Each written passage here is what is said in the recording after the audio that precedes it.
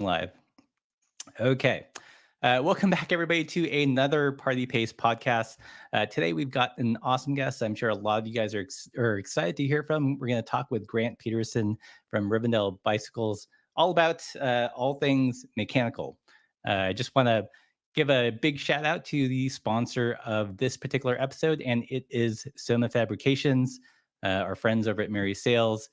If you're not familiar with them, they have got like this great online shop of all these super bike nerdy things, friction shifters, all the things I use to personally hack the bikes that you see on our channel. They also have a great selection of all-terrain bikes and gravel bikes. One channel favorite is the Soma Wolverine. Comes in the different flavors. This is their more retro one, so you can put on down tube shifters and use I think it's still disc brake, but like quick release and everything. And they do have a more modern one that is flat mount compatible.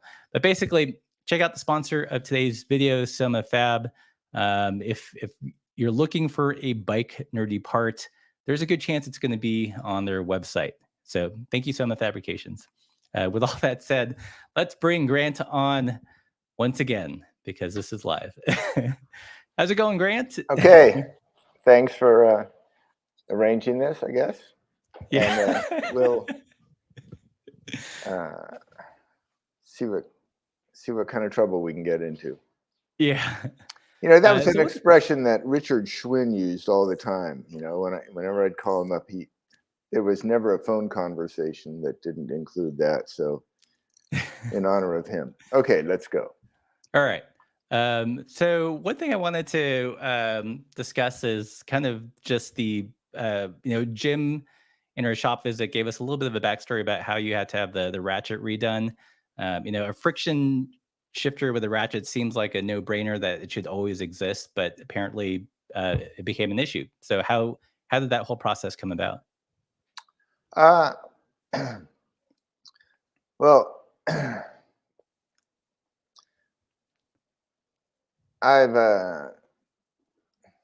kind of hated indexing from the start, from 1985. The whole history of that is interesting. I don't want to dwell too much on that, but I'll give a little bit of history that people may not be aware about.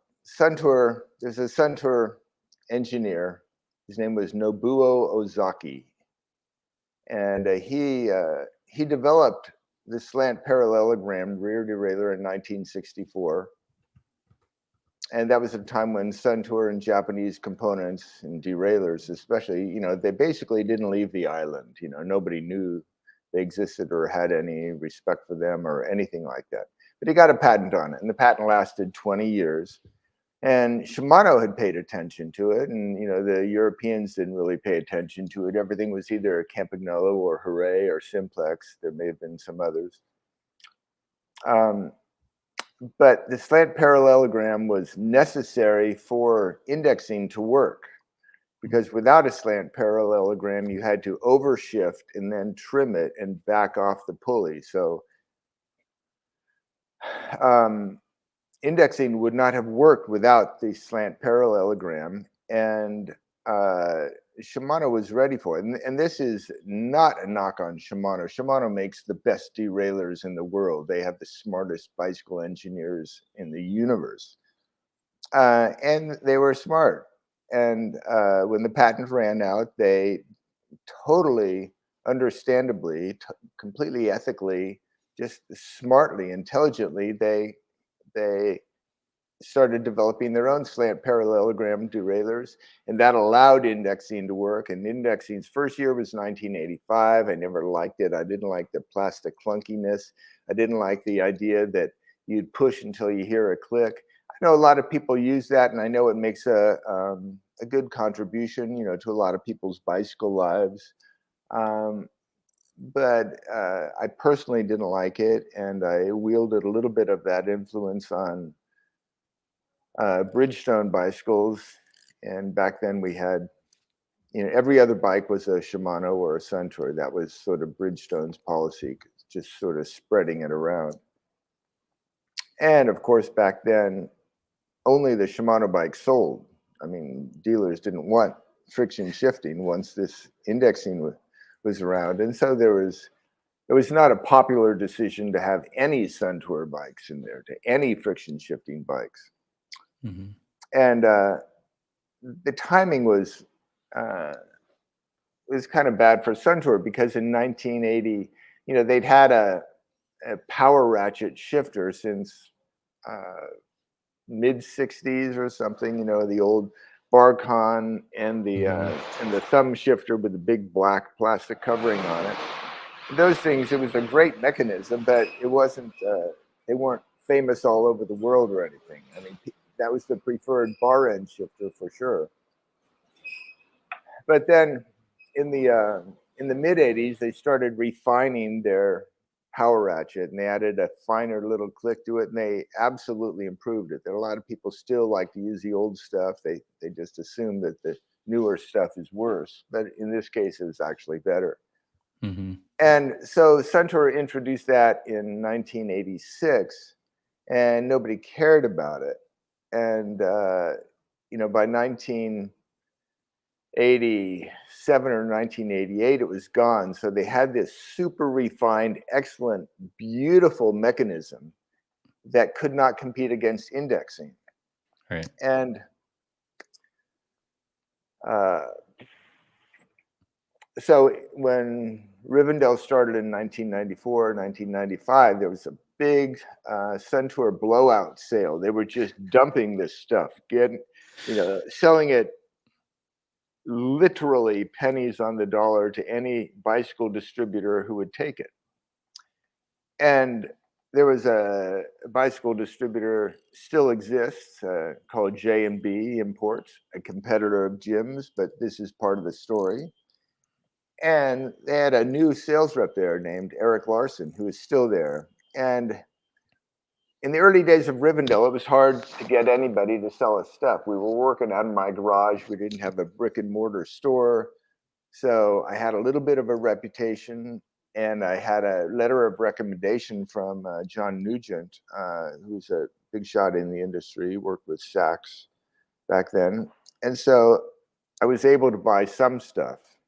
And we bought 1,000 of these. I don't know if you.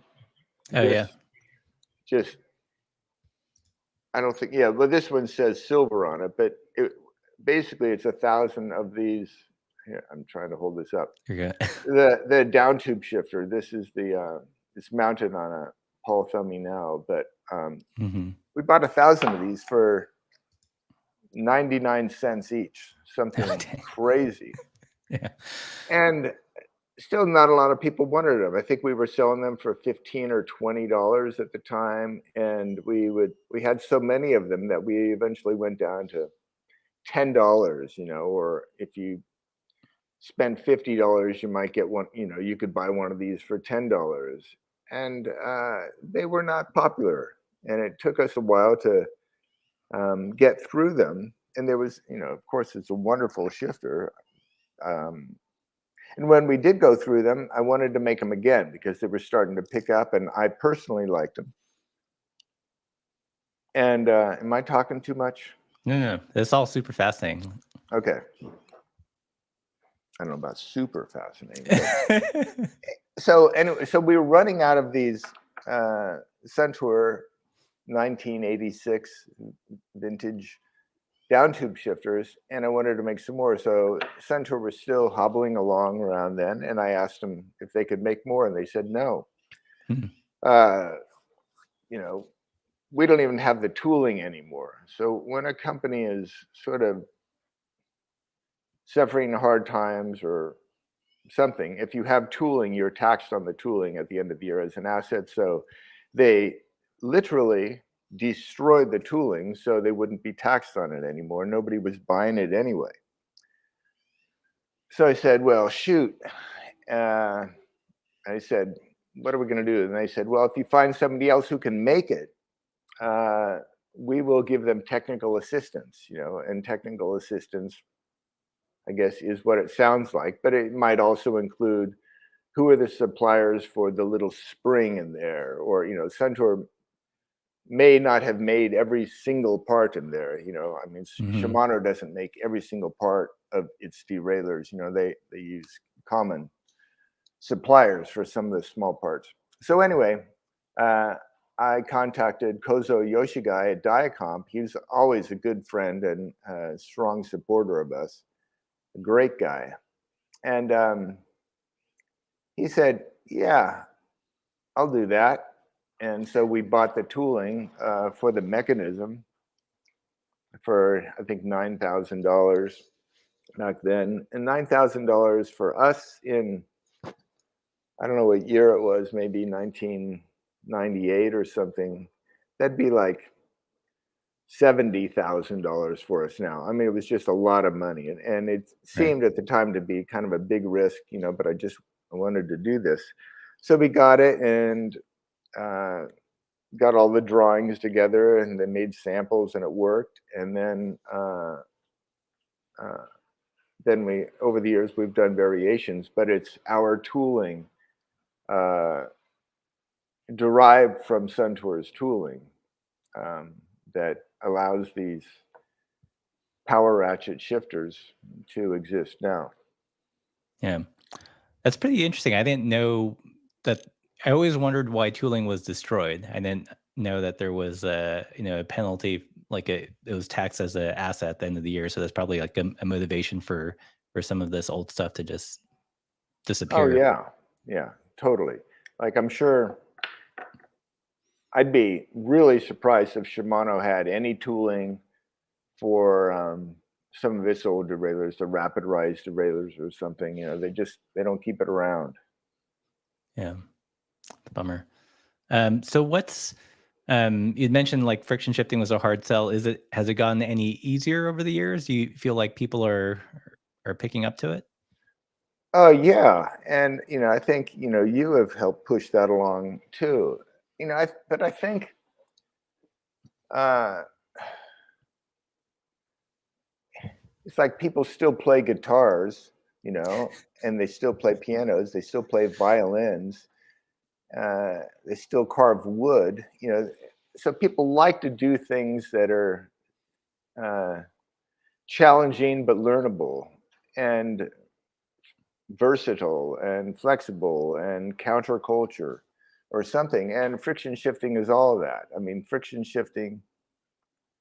Uh, no, the last bike with friction shifters that was a commercial bike on the market was the 1987 Bridgestone MB1 with the Suntour Barcons on it. And that was the last one, and that was an odd duck anyway. So basically, they've been obsolete and extinct in the market, in the mainstream market, since 1985, 1986.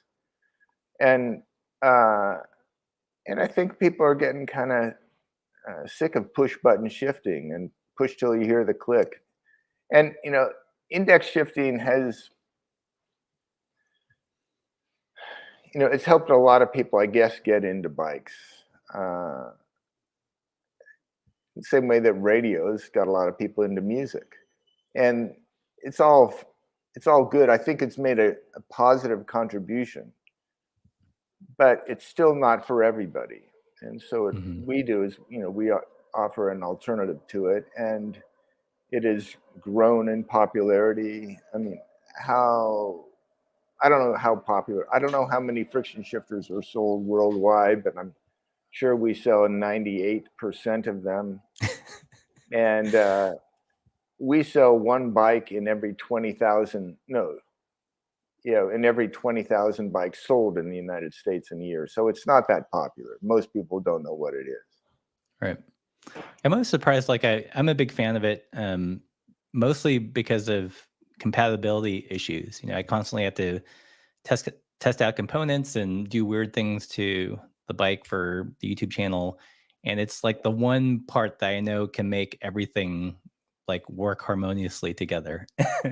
Instead of having to look up the error of the derailleur, make sure it matches with the shifter. For me, it's like just a I feel like everyone should have one just to troubleshoot the issue, or if you just want like one system that is going to be relatively easy to set up. Yeah, I think everyone should have a small box of them because, just like you say, it works with everything. I mean, we have On my bikes, I have some 7-speed cassettes with 10-speed chains and friction shifters, and it works. Will has Mhm. used uh, our friction shifters on 11, maybe 12 speed, just by you can adjust them maybe to not get the smallest cog on it, so it has a shorter, or it has enough throw to cover the rest of the cogs. But you can always do it.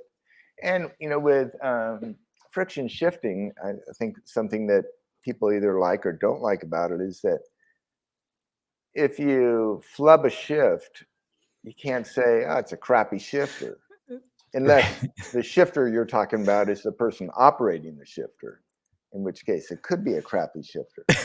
But as you know, with friction shifting, um, every ride you go on, you're going to muff a few shifts, and it's not horrifying. It's so easy to fix. And every Right. time you do it, you think, okay, well, I know exactly why that happened. I shifted in the middle of the power stroke, or shifted too late, or I was just getting too cocky. And it's not like you have to think about it, as you know. I mean, how do you find friction shifting on a difficulty level? Uh, I've been doing it so long that even when I test a bike with index shifting, I'll like subconsciously reach for the bar con that's not there. Yeah. um, yeah, I don't think it's that hard, and I do it with 11 speed on most of my personal bikes, and that's not an issue. I find that, because there are so many gears, I'm inevitably in a gear and less in that like limbo zone. So in some ways, like 11 speed was a little bit easier than the 9 for me. Um, yeah, I think like people that have never tried it, to them it looks antiquated and old tech, which to me is frustrating because I remember a comment that someone left on our channel, and it was something like, "New isn't better; it's just new." And just because this stuff is older doesn't mean it's like ceasing to work or has a place. Yeah. Yeah. Well, yeah. The question, just as a broad statement, is true, but there's a lot of crappy new stuff out there too. And there's a lot of good older stuff that died. I mean, the people who were developing it and the market they were developing it for was a different market than today's market. And I mean, you can take a look at any gizmo. You can take a look at knives, cameras. Um, what else are there besides knives and cameras? I mean, I don't have a million knives. I do have a million cameras, but you can look at a lot of things that were developed and refined in the 50s and the 60s, that would never be made today. They couldn't be made today at prices that would sell, and there's not a big enough market for them. Yeah, And, friction shifting, I think, and a lot of other bicycle components fall into that category. yeah. Are there other components that you think will are threatened in going away? Well, you know what I think. Yeah. Front derailleurs, rear derailleurs, chains, um, uh, triples, in triple cranks, double cranks. I mean, I think where the bicycle is going is that everything is going to be internalized and hidden and automated and electronified. And it's not like a doomsday prediction. It's quite realistic. If you see the trajectory of all the developments of bicycles, I mean, the idea that, uh, I mean, uh, front derailleurs is a big one. I know the appeal of a one by system. I still like to be able to shift and make a dramatic change in my gear up front. It's really nice. A bike that I'm riding a lot now has one cog in the rear and a 44, 34, 24. And it's amazing, what you can do with that. and but I still like shifting. I like 7 to 9 speed shifting. I haven't really shifted 10, but I think I like it. And the point that you made about, with 11 speed shifting, I thought this was a really good point, and it's true. And I'm glad you brought it up, that with so many cogs in there, you're always in gear. Yeah, you don't know which one. You can look back there and you can't even tell which one you're in, but it's working, and the effort seems about right, and it's not clicking away at you, so it works. And it's Yeah, but that is part of the beauty of a friction shifter, is that you can always get things to work. And for your term bike hacking or something, it's absolutely perfect. Yeah. Do you have any, like, one reason that I still love doubles and using a front derailleur is range, and it seems like over the years we've lost range. SRAM has Eagle, and they tout 520% range, and by itself that sounds like a big number, but when you compare it to what triples offered, it was something like 610%. Do you have a sense of, like, when range became less of a priority? Oh no, I know that pro racers don't have a wide range of derailleurs. Right now, they're riding what, 38 fronts with not I don't know, 50, like 5238 or 52 38s, 52 36s, things like that, and that's not enough for anybody else. So when I was when the 1986 Bridgestone MB1 came out, okay, that was the first bike that I had a lot of influence on, and it was a well-received bike and it helped our reputation. But I look at it now and I think, oh my God, I can't believe I did that, because it was a 50 38 28 with the 13 28 6-speed. Oh. So you had a 1-to-1, and I used to think, and I'm sure I've said many times, that if you need more than a 1-to-1, you might as well get off and walk. And I'm still fairly strong. I'm not as strong as I was back then, but I ride a lot and I push it, and I try to keep my fitness up and whatever, but I ride 24 42s, and the hills are steep around here. I'm not always in that gear, but for trail riding, I'm often in a 34 42. I can ride almost all the trails around here, either in a 34 42 or a 24 42. It's basically a 2-speed, even though I've got 7 back there and two in front. So yeah, I like a wide range. Yeah. So what is the state of the front derailleur? Are you guys concerned that that's going to be in short supply in relatively quick order? It already is. I mean,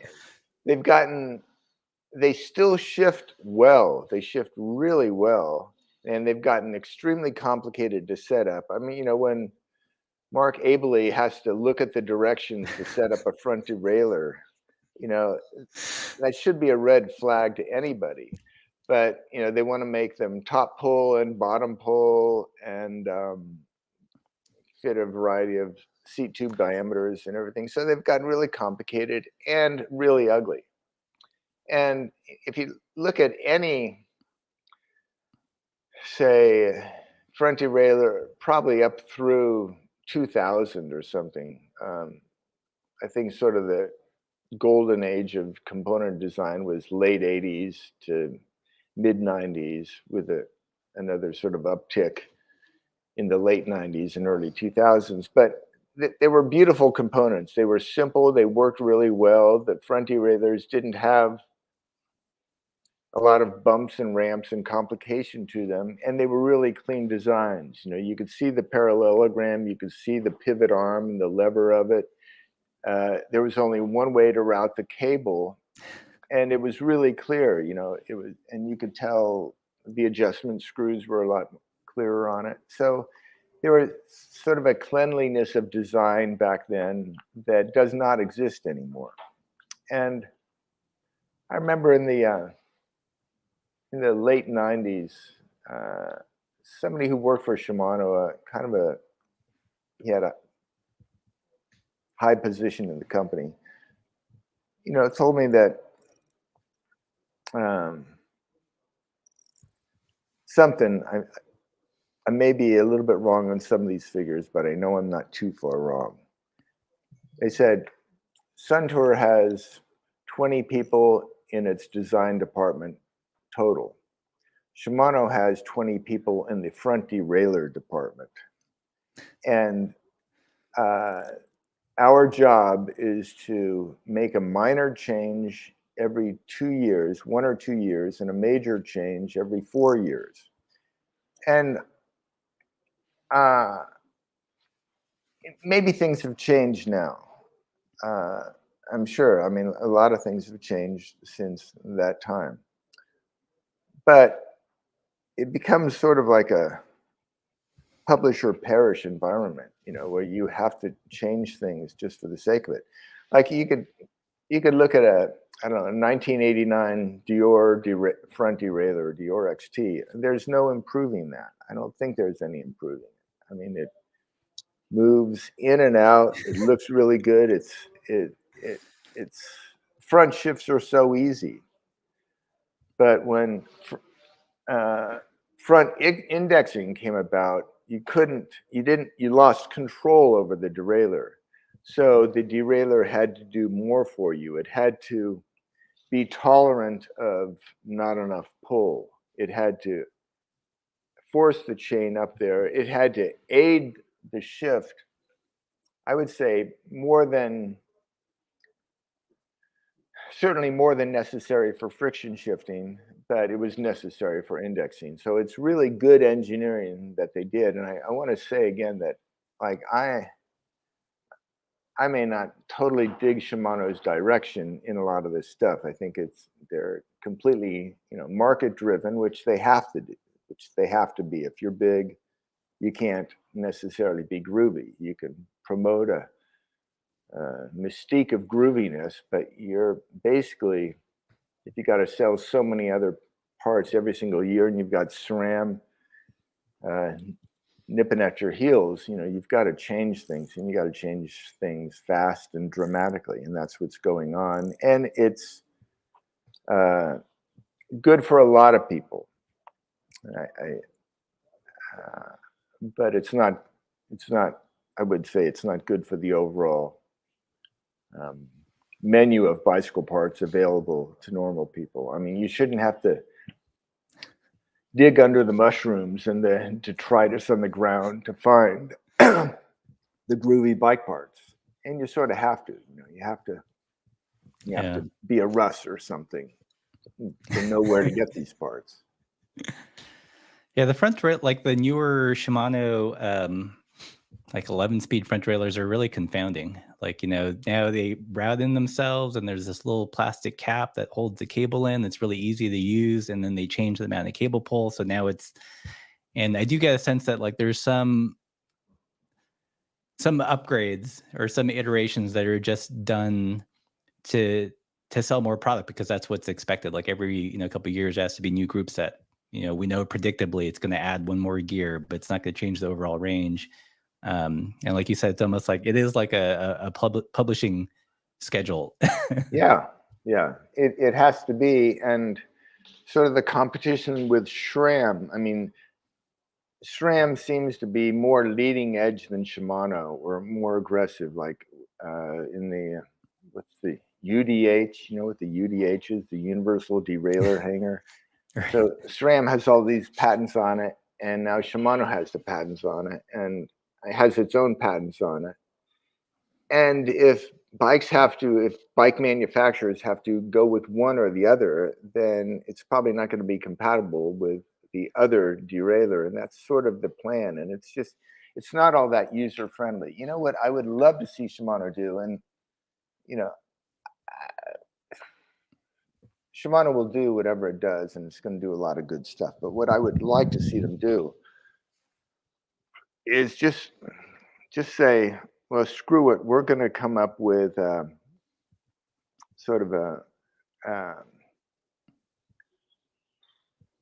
rapid rise rear derailleurs, old style derailleurs. You know, if you look at the uh, the beauty of the derailleurs, you know, from late '80s to early 2000s in Shimano, oh my gosh, you know, they were just so beautiful, so clean, so well made. Shimano can do everything.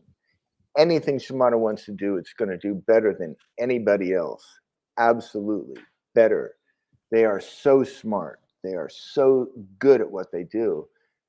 And they're happen to be going off on a direction that I don't, that makes me a little bit sad, but they're sure Yeah. capable of doing this. So I would like to see them come up with just like one group, uh, just, uh, you know, recreate like a 1990 XT or 1990 anything, or the rapid rise rear derailleurs. You know, I mean, those things are Yeah, I always thought that incredible. like it'd be interesting if I don't know if Shimano would be the company. They'd certainly have the resources, but to have like just a classic group set that doesn't change, that doesn't fall like whim to like the modern trends, but is like peak mechanical and just like leave it at You that. know, they could do it. And Yeah, that's something that SRAM could not do. SRAM, you know, cannot go back to SRAM in late 80s, early 90s and say, yeah, okay, we're going to recreate this vintage SRAM group. What would a vintage SRAM group look like? I don't even know. In Shimano, it would be so popular. You know, I don't know if it would be profitable. I don't know whether they would see that, well, we can't risk this because it might be more popular than something else. It's not going to be more popular than their current parts because all they have to do is limit the supply, and that would rule it out as original equipment on high volume bikes by Trek and Specialized and all the rest. You know, they could just say, we're going to make 50,000 of these group sets, go hmm, online, and you have to sign up for them, or there's a lottery. Can you imagine the popularity of that?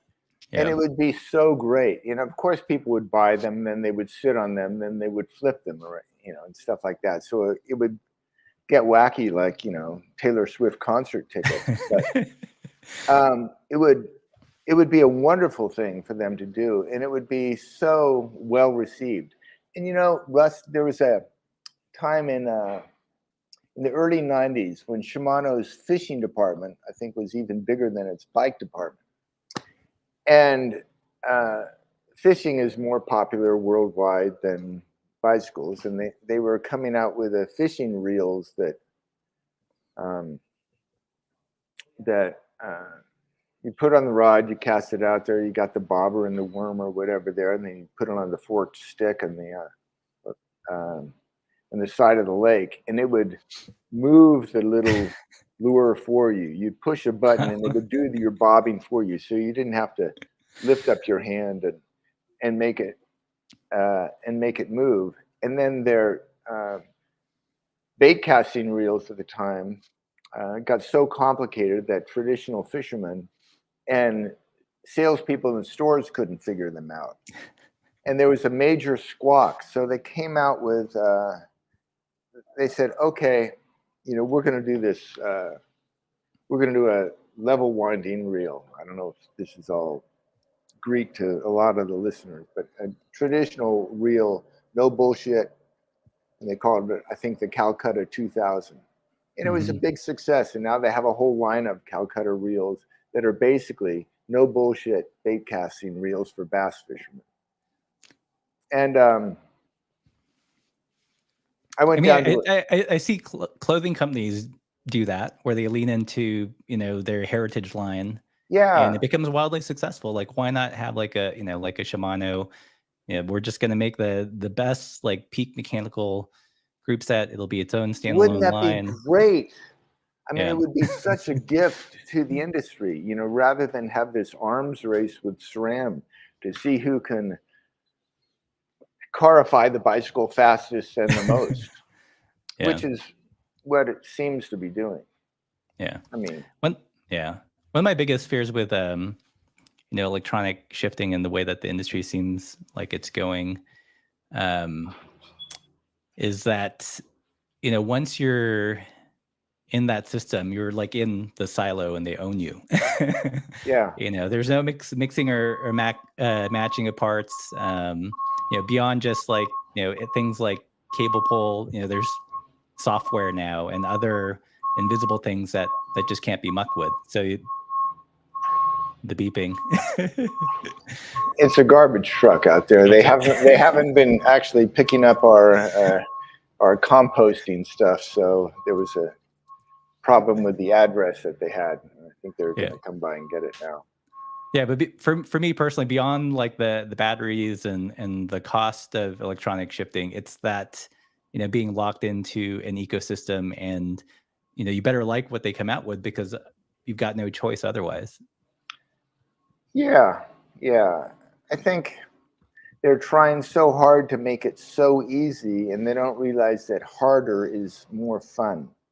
And not difficult, but just a little bit of a challenge, just a little bit of a satisfaction in successfully shifting when a perfect shift is not guaranteed by the system. Uh, you still have people trying to, I don't know, play guitars really well when if they just want the music in the room, they can turn on the radio or live stream. Yeah. I can't think of any famous guitarists. Well, it's Segovia. like, yeah. Like, I mean, I have a Apple Pencil and I use it for projects, but I also still paint, and like there's still like a room for like those more Yeah, tactile things. yeah. That's a really great comparison too. You do watercolors. You do beautiful watercolors. You don't do them because they're easy. You aren't trying for maximum, uh, Maximum uh, efficiency. yeah, productivity. You probably uh, throw out a few or do a lot of restarts or something. But there's a lot of satisfaction in doing something that's slightly challenging, and the direction that uh, the big companies, SRAM and Shimano, seem to be going is to try to expand the market by making things so easy that anybody can do it. And the thing is, when you talk about it like this, like when I talk about this, there's always, it makes it easy to twist into some sort of elitism thing, or, oh, well, what about new writers? You don't care about those. You want to make things hard for us. That's not it. I mean, as you know, friction shifting is easy and it's fun. And the fact that it is so rare suggests falsely that it's difficult.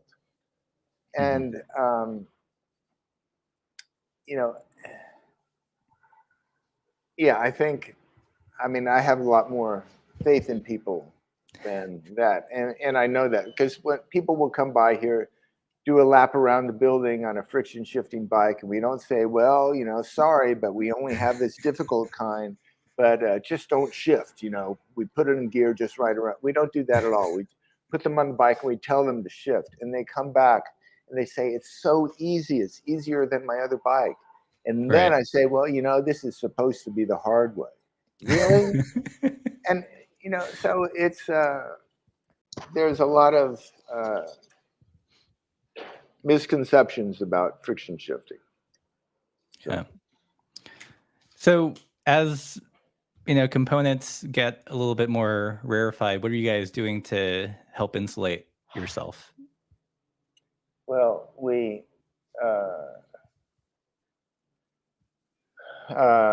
have a rear derailleur project going on. It's been going on for a few years now. Since Shimano quit making rapid rise rear derailleurs, we're working on our own rapid rise rear derailleur. And it'd be crazy to do a non-rapid rise rear derailleur when Shimano, you can buy a $30 Shimano derailleur that'll work as well as I don't know, $300 one. But they don't make the rapid rise anymore. So we're developing that. It works in reverse. Mm-hmm. The spring aids the downshift rather than fighting it.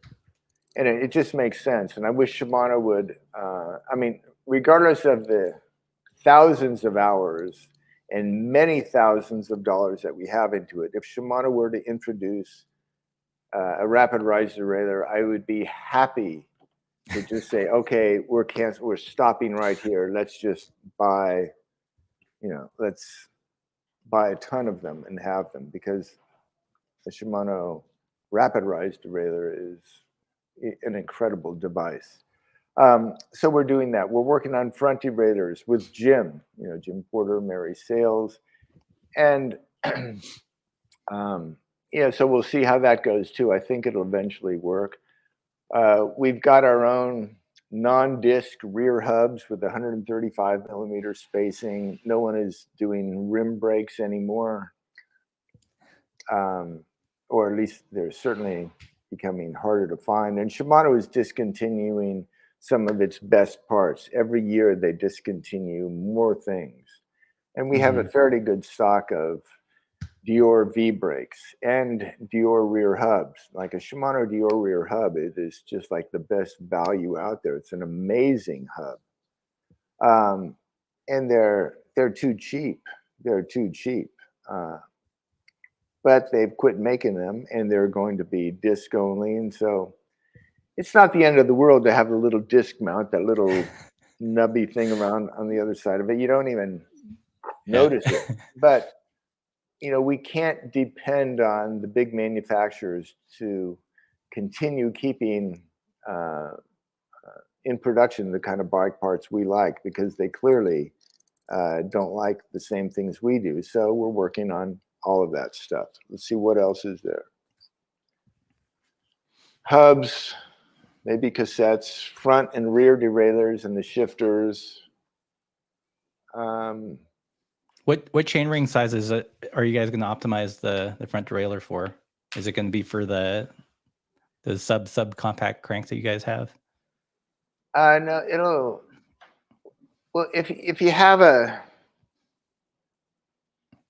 answer your question, say 24 to 46. So a 22 tooth range.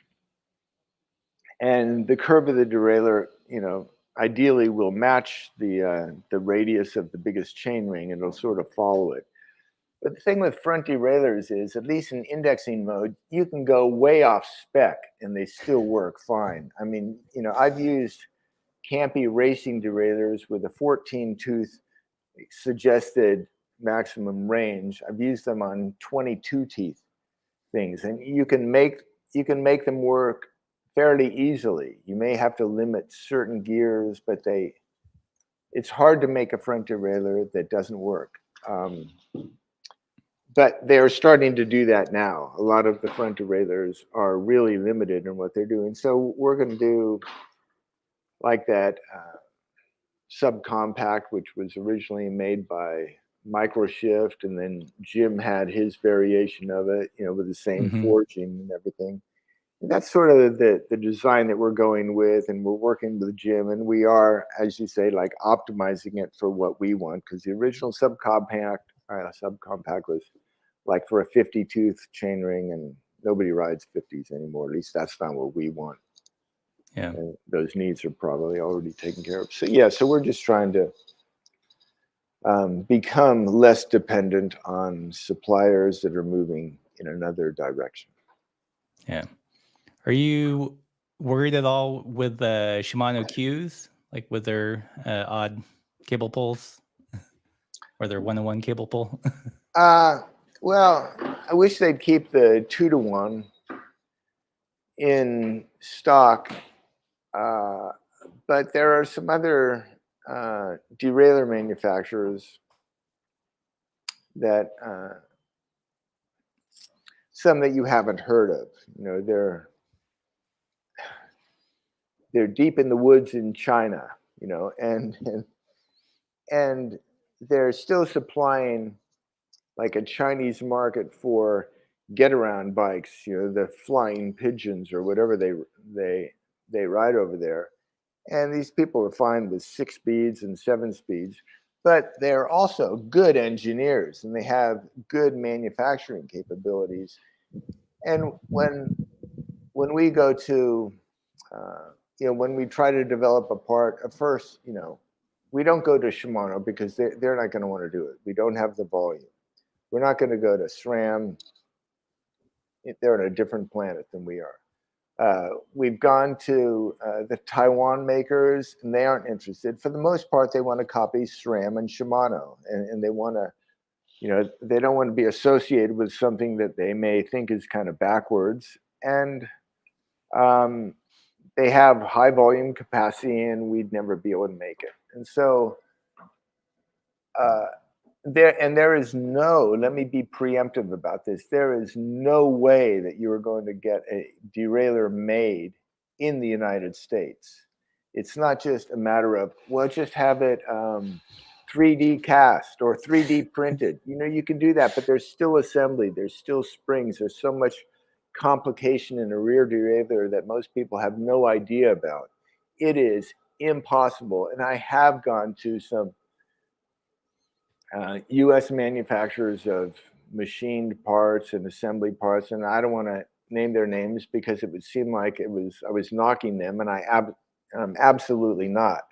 But they said, "Nope, impossible, not us, please. Hey, good luck with it. See you later." Mm-hmm. And so we're working with some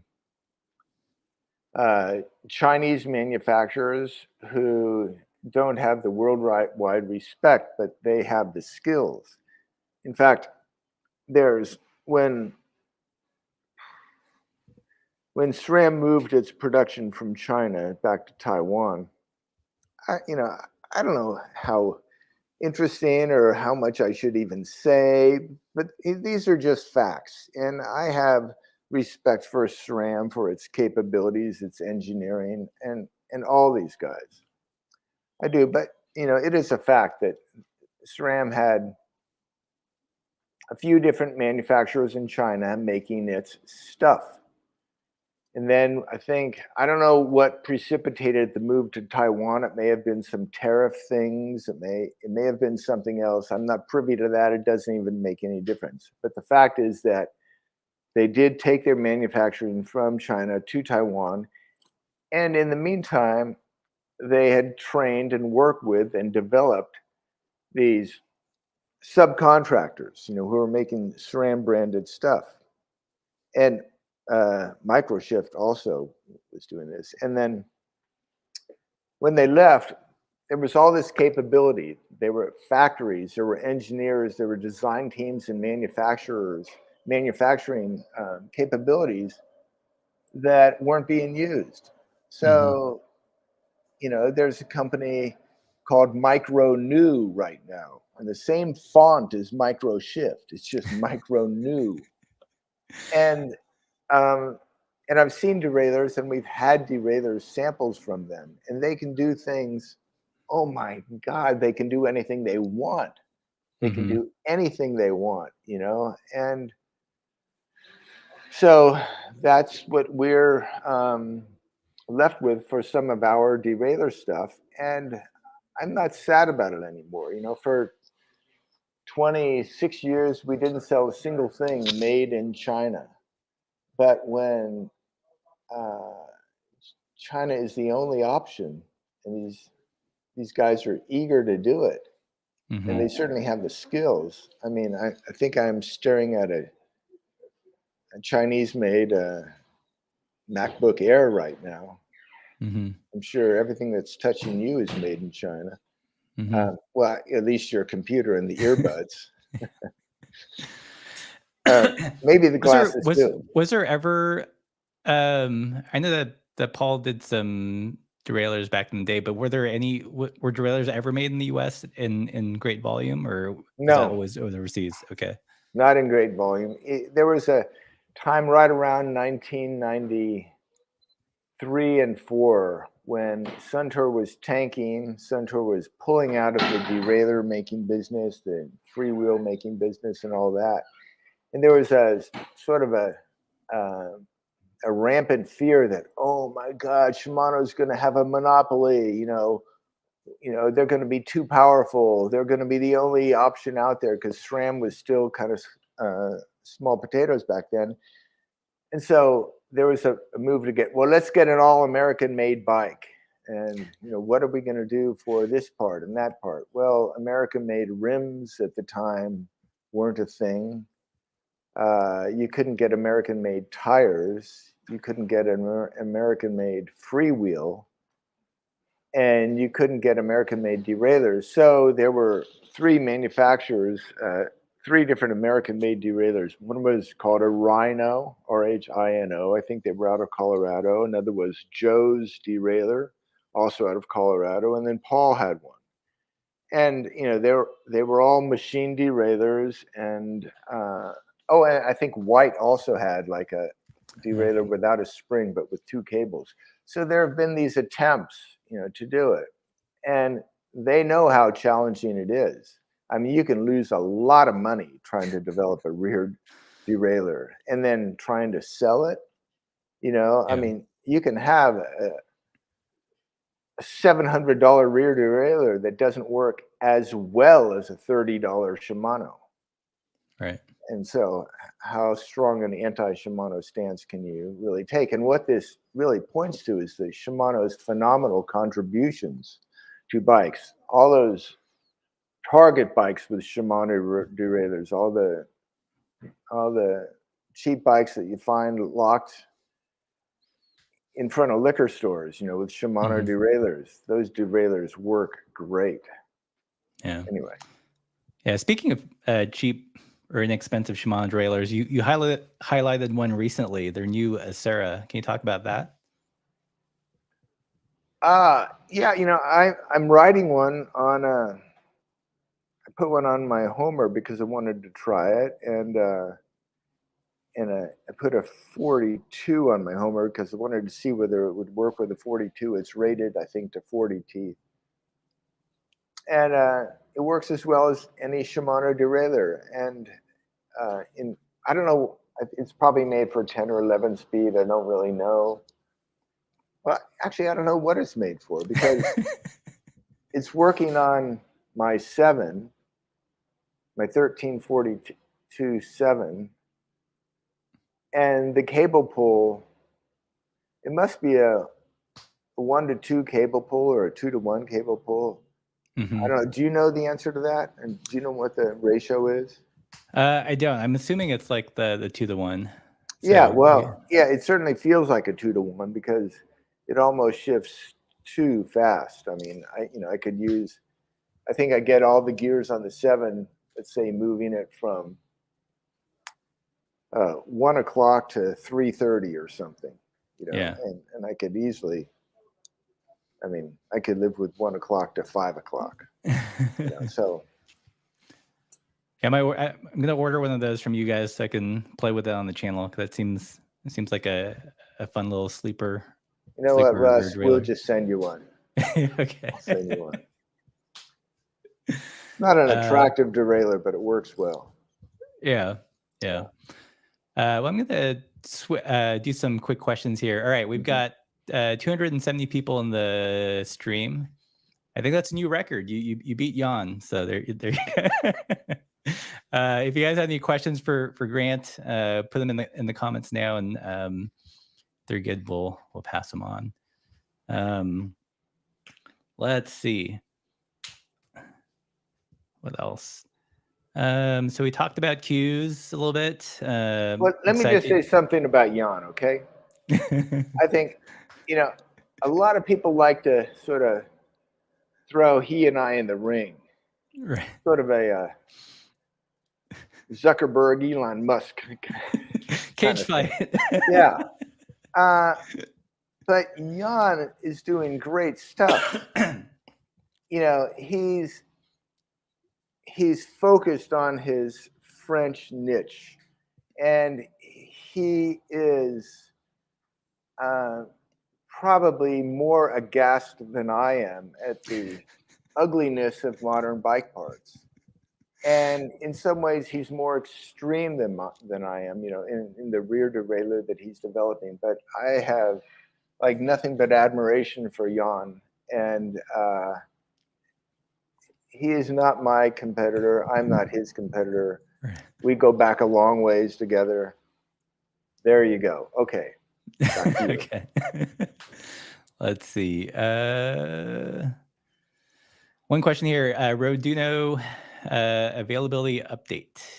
Okay, well, we're getting the samples in at the end of this month. I saw the spreadsheet with the packing list on it now, and yeah, and then I think it's going to be like early 2024. The Roduno is a one-speed road bike.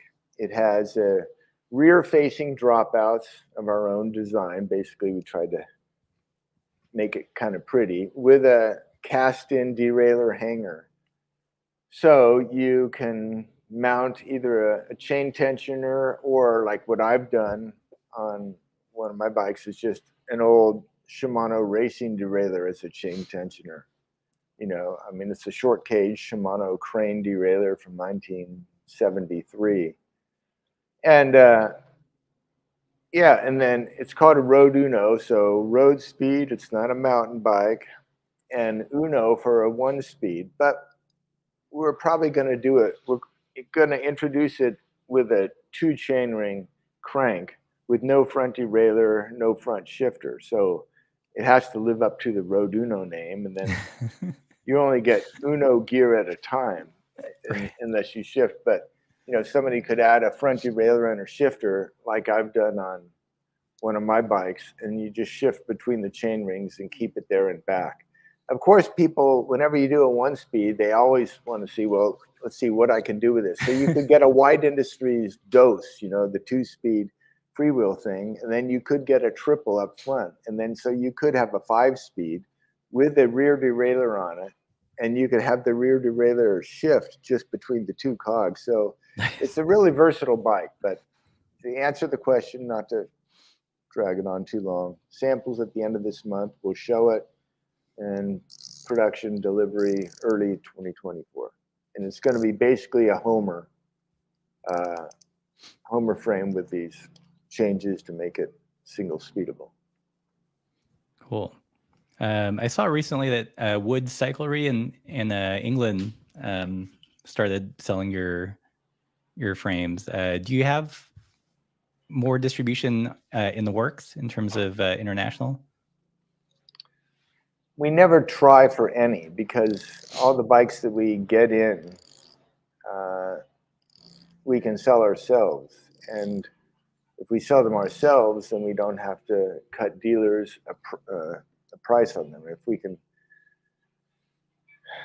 sell a bike for, I don't know, $2,300, well, actually that would be, let's just say talking frames. If we sell a frame for $1,600 to a customer, we get paid right then. We get $1,600. If we sell to a dealer, we may get $900 or something, or $800 or something for wholesale prices. But the thing is, we like the dealers, and we don't court dealers. We don't have a dealer expansion program. The dealers that sell our bikes are ones that have contacted us, and that's sort of a good filter, because that means that they've been following us, they know what we're up to, and they like our kinds of bikes. So we were thrilled to get Woods, and we have Blue Lug in Japan, and we've got got a dealer in Indonesia, and so on and so forth. But so we have 12 or 13 dealers worldwide. That's all. Well, it was a little bit of a selfish question, because we might be moving to Europe soon. So I was wondering if you had any other dealers out there. I think that's it. Okay. So we have a question here from Eric Marth, who also has a YouTube channel. I know who Eric is. I know Eric. Yeah. Hey, Eric. So what's the latest on the new Rivendell freewheels? What? Are those coming or something? The question is, hi Grant, what's the latest on the new Rivendell freewheels? Are those coming or something I'm imagining or misremembering? Yes, it is something that you're either imagining or misremembering. Um, there are freewheel makers. We in India, there's several makers of freewheels, and we tried those early on, and they didn't last. And so, I mean, I was sort of, I was one of the late adopters of cassettes, but I think cassettes are great. So, yeah, probably we aren't going the freewheel route. Okay. Sorry. Yeah. Cool. Well, we're at the hour mark. I don't want to eat up your entire morning. Let's see. I think that's all the questions people have asked. Any last words before I take us home? Uh, Which part should we start hoarding? front derailleurs, 9-speed, Shimano, 2-to-1 ratio rear derailleurs, the Altus, the Acera. I'd pack away a few of the new ones that we were just talking about. That's a new Acera. Yeah. There's Yeah. lots of different Aceras, but anything with Acera on it. The Altus, there's several different Altuses right now too. All great Yeah. derailleurs. Any Shimano derailleur. That's it. Yeah. Cool. Well, thank you, Grant, for spending the morning with us.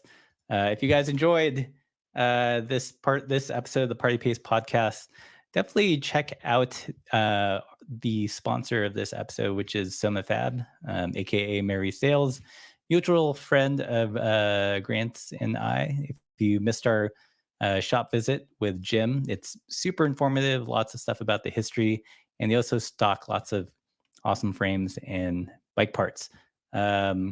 With all that said, if you guys like this content, like, share, subscribe. Visit the merch store. We have a bunch of stickers and stem caps somewhere. Here you go. These ones are made by our friend Joe over at Cobra Frame Building. Party Pace, classy, never goes out of style. And or join us on Patreon. That's how we keep the lights on and bring you this content.